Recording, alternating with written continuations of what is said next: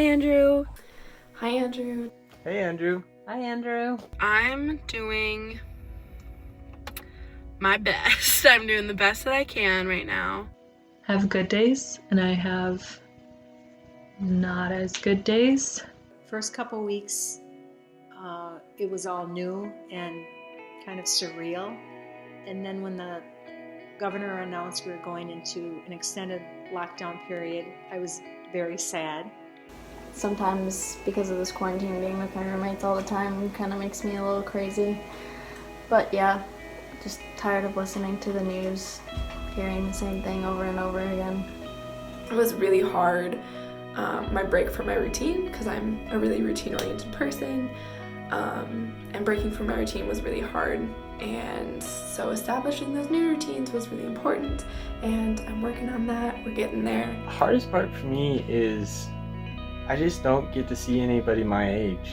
I mean, I've got the people who are in my military program with me, but we don't ever really meet because of this isolation, and so I'm stuck with my parents, which isn't bad, but you're seeing the same people over and over again, and it just gets old.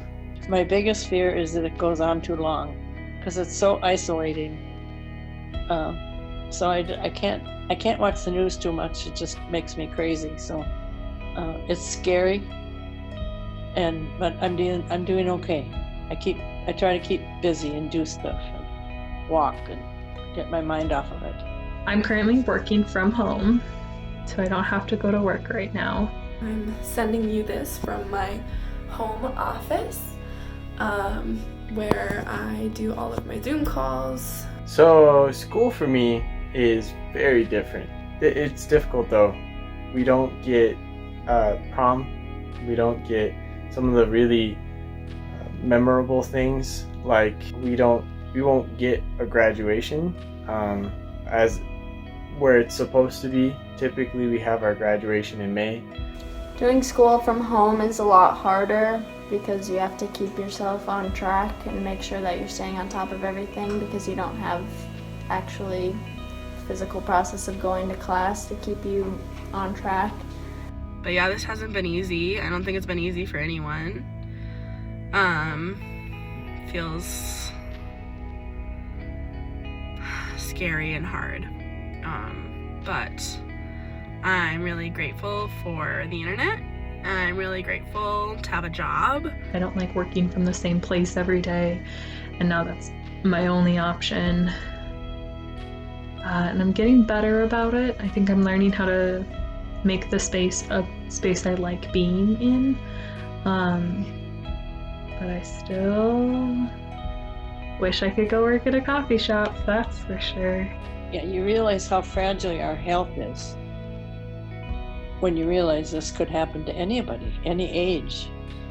We've been watching a lot of Netflix and recorded shows, which is what we do anyway, and renting videos.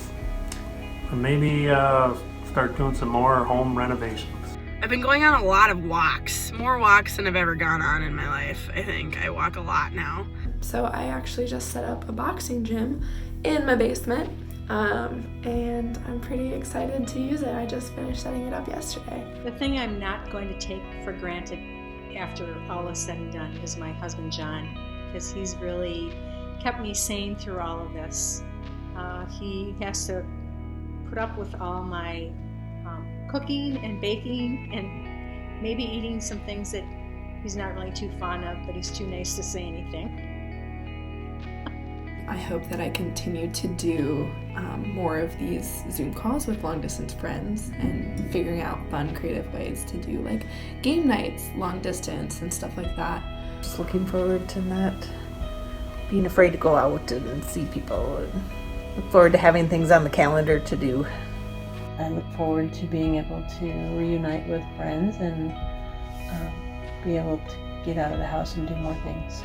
I get like 8 to 9 months before I'll probably ship out for the military, and because of all this, it's been shortened, and I don't know how much it'll be shortened. So it could go from 9 months to 6, or it could go from 9 months to 2 months. then I really won't get to spend any time with anybody. Prioritizing my loved ones and spending time with them is definitely something I want to do when this is all over. This is this is unbelievable that this has happened. So I'm not going to take for granted that life is just a cherry picking thing. It's fragile.